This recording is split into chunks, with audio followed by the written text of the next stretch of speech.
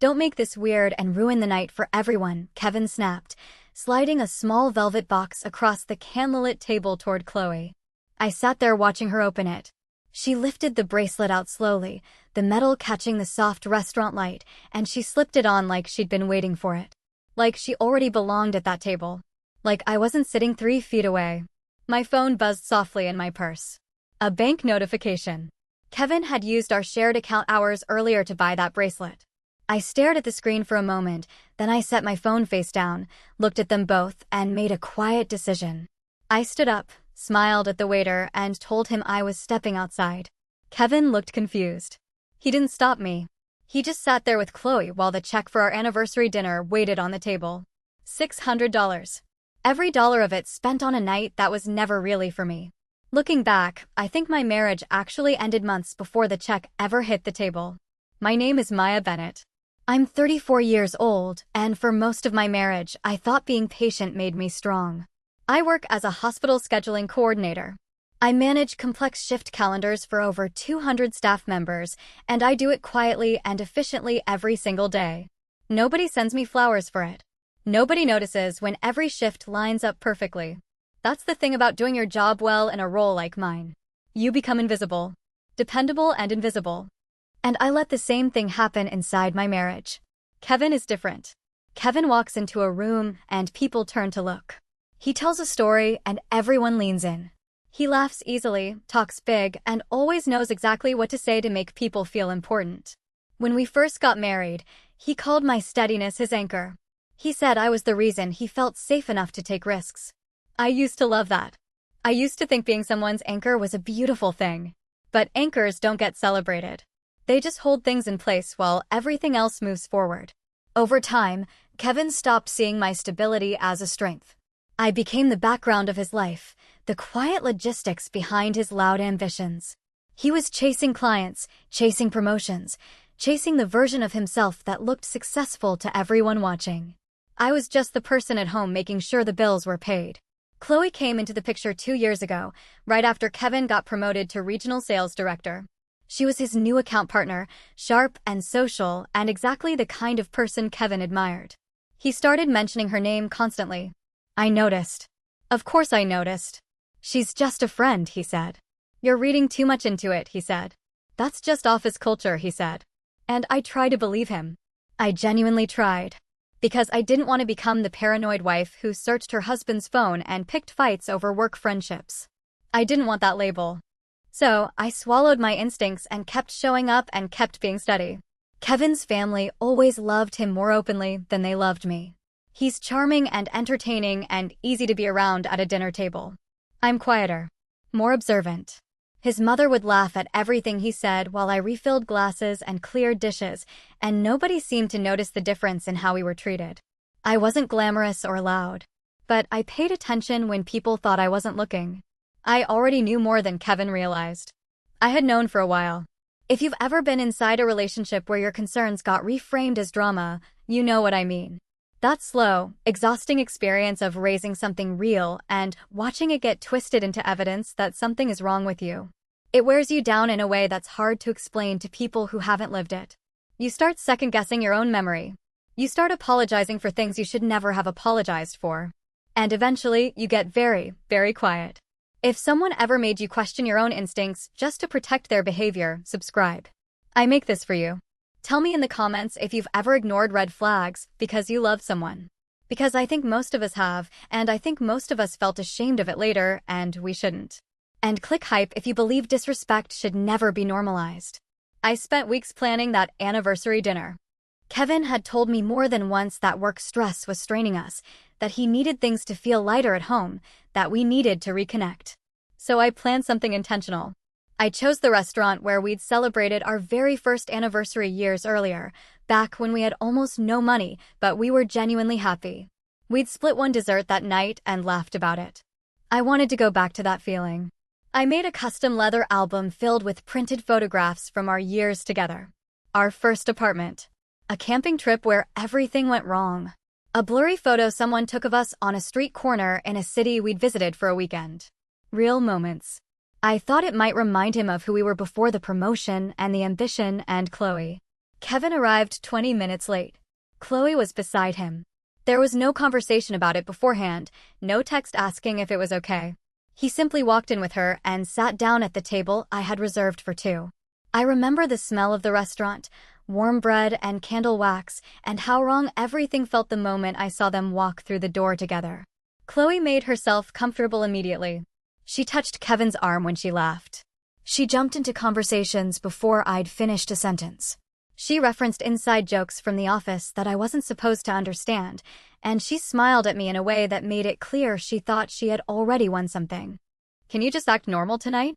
Kevin said to me at one point, quietly, like I was the problem. Chloe smiled and tilted her head. "I told him wives usually hate me before they get to know me."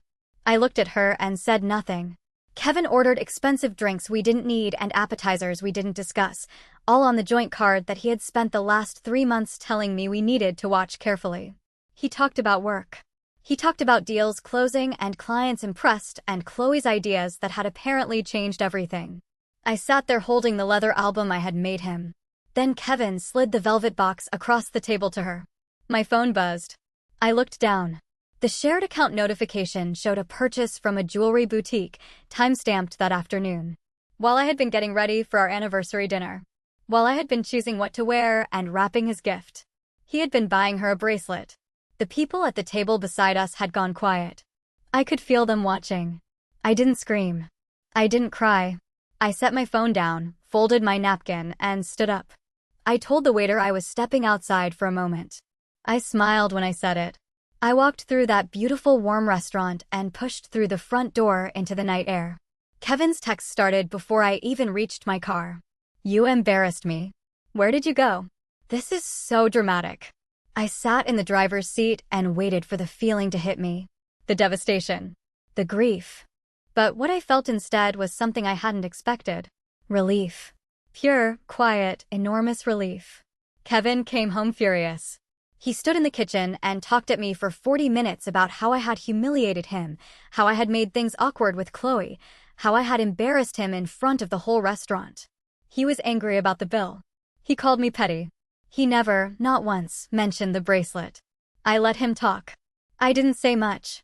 A few days later, his mother called me. She had heard Kevin's version of events, and she delivered her verdict calmly and with complete certainty. "Men like attention," she told me. "Smart wives ignore harmless flirting." I thanked her for calling and I hung up. Then I started paying closer attention to our bank statements. What I found made me sit down. Kevin had been spending from our joint account consistently for months. Lunches I didn't know about. Rideshare charges to neighborhoods he'd never mentioned. Small purchases that added up to several $100s a month on what he called team outings and client entertainment. I cross-referenced the dates. Most of them lined up with days Chloe's name appeared in his calendar. Then I found Chloe's social media. She had been posting vague, knowing commentary for months. Things like, "Some people need to relax and trust their partners," and "Jealousy is a reflection of your own insecurity." The posts had dozens of comments from people she worked with. I read them all. I recognized Kevin's username in the replies, laughing along. 2 weeks later, Kevin promised me we'd finally go to couples counseling. He picked a date. I cleared my schedule. That evening he sent a text at 6 saying he had to stay for a networking event. He sent a photo of the venue. Chloe was in the background, standing next to him, laughing. I stopped arguing after that. I just stopped. Kevin interpreted my silence as weakness.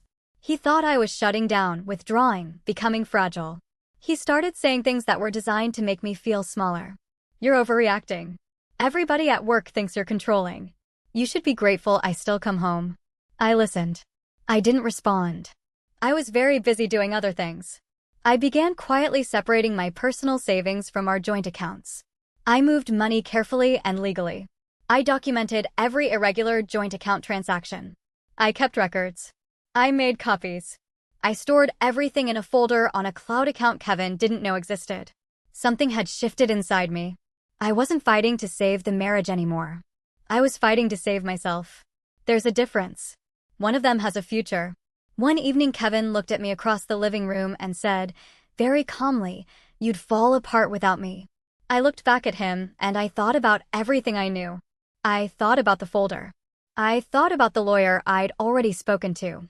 I thought about the financial advisor who had helped me understand exactly what I was entitled to. I thought about all of it. I said nothing. I just let him believe what he needed to believe. He had absolutely no idea who I actually was anymore. Here's the part of the story that Kevin never knew. For the past 4 years, I have run an anonymous relationship podcast and storytelling channel. I built it from nothing, from my own couch, during the hours Kevin was out doing whatever he was doing. The channel focuses on emotional manipulation and self-worth, and I have spent years listening to thousands of women describe their experiences in precise, heartbreaking detail. The patterns they describe are never random. They follow a logic. Once you learn the logic, you start recognizing it everywhere. Kevin actually listened to my channel once. He came across a popular episode and played it in the car. He laughed at parts of it. He made a comment about the creator being some bitter woman who probably drove her husband away. He had no idea he was sitting next to her. My channel earns more than Kevin's salary. It has for the last 2 years. I built an entire audience, an income stream, a community, and a small business without anyone's permission and without anyone's help. I did it during the invisible hours, the ones Kevin never asked about because he never thought to wonder what I did when he wasn't paying attention. The scary part wasn't realizing Kevin lied to me. It was realizing I already knew exactly how the story ended. While Kevin was posting photos with Chloe and telling coworkers I was controlling, I was meeting with an attorney. I was having calm, professional conversations about asset division and documentation. I was recording moments at home when Kevin became verbally cruel, just in case I ever needed to demonstrate a pattern of behavior. Kevin thought I was emotionally trapped. What he didn't understand was that I'd already started building the exit months earlier. Rachel is my oldest friend. We grew up on the same street, and we drifted during the years I was deep inside my marriage, the way women sometimes drift from their people when they're busy trying to hold everything together for someone else. She reached out to me around this time, and when we finally sat together in her kitchen, she looked at my face and knew immediately something was very wrong. "You look exhausted," she said. "Not tired. Exhausted." Rachel didn't offer opinions about what I should do. She just listened. She sat with me for hours across multiple weekends, and she listened, and she validated what I was feeling in a way Kevin's family never had. She never once told me I was being too sensitive. She never suggested I was overreacting. She said, "Your feelings make complete sense," and she meant it. She offered her spare room whenever I needed it.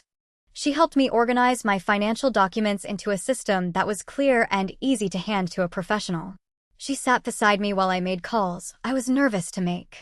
She reminded me, gently and repeatedly, of who I had been before Kevin started treating me like furniture. Meanwhile, Kevin was becoming more confident. Because I had stopped fighting, he assumed he had won. Chloe started appearing in his posts openly. Work events, dinners, casual photos, and conference rooms. He didn't bother hiding it anymore. He had decided I was too emotionally dependent to leave, too nervous and too uncertain to actually do anything. He was still making that calculation when I uploaded the episode. I titled it, "The Anniversary Dinner That Ended My Marriage." I didn't use Kevin's full name. I didn't have to. The episode included screenshots of bank transactions, audio clips from conversations recorded at home when Kevin had been particularly cruel, and a calm, detailed, first-person account of the anniversary dinner from the moment I walked in to the moment I drove away. I described the bracelet. I described the texts. I described sitting in the car feeling relieved instead of heartbroken. I posted it on a Tuesday night. By Wednesday morning, the numbers were climbing in a way I had never seen before. Tens of thousands of people found the episode within the first 24 hours. Comments poured in from women who recognized every detail. But other people were sharing it too, people who worked in Kevin's industry, people who recognized the company he described in earlier conversations, people who connected the professional details to his very public LinkedIn presence and his active social media. Nobody had to name him. The pieces were already there. Chloe saw it. I know she did because her social media went quiet overnight. The knowing, breezy posts disappeared. Her profile went private. Kevin called me 17 times before noon. He drove home in the middle of a workday, which he had never done in the years I had known him. He was shaking when he walked in. "You turned strangers against me," he said. His voice was tight. I looked at him. I felt completely calm. It was the first time in months I had felt genuinely, completely calm. "No, Kevin," I said. "You embarrassed yourself. I just stopped covering for you." He told me to take the episode down. He said he needed me to take it down immediately, that his company had received complaints, that there was an internal review being opened into his use of company expense accounts and his conduct in the workplace. He said Chloe was furious at him and blaming him for the exposure. He said I had destroyed everything. He was still talking when I told him I'd already moved my savings into a personal account, secured an apartment across the city, and filed for legal separation the week prior. He stopped. He looked at me like I was a stranger. "You planned this," he said. "No," I said. "I prepared for it." I picked up the bag I had already packed and I walked out of that house. Kevin stood in the kitchen and didn't follow me. I think in that moment, he finally understood that the quiet, patient, invisible woman he had spent years underestimating had been awake and watching the entire time. My apartment is small and it faces a courtyard with a tree I can see from the kitchen window. The first morning I woke up there, I made coffee and stood at that window and felt something I hadn't felt in years. Peace. Just ordinary, unremarkable peace. The channel grew faster after the episode than it had in the previous 4 years combined. Letters and voice messages and comments came in from every corner, from women who had been called controlling for expecting honesty, from women who had been told they were paranoid for trusting their own instincts. The story landed because it wasn't really about a bracelet or a bill. It was about the moment you stop protecting the person who is hurting you. Kevin's professional reputation suffered in ways I didn't orchestrate and didn't need to. The internal review found what it found. Chloe had already moved on from their arrangement by the time the findings came out. She didn't return his messages. I know because mutual acquaintances told me, and honestly, I wasn't surprised. She had never been loyal to him. She had just been convenient for him. Kevin reached out once, weeks later, through a message that tried to frame everything as a misunderstanding. I read it once and didn't respond. I think about the loneliness of those last years of the marriage sometimes. Not with grief, but with clarity. Being alone is a specific kind of feeling. But being invisible inside a relationship, being present in the same room as someone who has decided you don't matter, that's something different and much worse. I would choose my quiet courtyard and my coffee and my tree over that invisibility every single time. Some relationships don't end with screaming. Sometimes they end the moment you stop protecting the person hurting you. If this story resonated with you, I want to hear from you. If someone ever made you feel too sensitive for expecting basic respect, if someone used the language of love to excuse behavior that wasn't loving at all, your experience deserves to be said out loud. Write it in the comments. Not because I need the engagement, but because someone else is reading those comments right now who still thinks they're the problem. Your words might be exactly what they need. Stop normalizing disrespect disguised as banter or office culture or harmless attention. Stop apologizing for having instincts. Stop shrinking to protect someone who is not shrinking for you. Subscribe if you want more stories like this one. Stories about what it actually looks like to rebuild self-worth after someone spent years convincing you that you didn't have much to begin with. Share this if someone in your life needs it. Did this story hit home? Let me know by liking the video and telling me about your thoughts in the comments. I read them. Every one of them matters to me. Click hype to help this story find people who've felt the same way.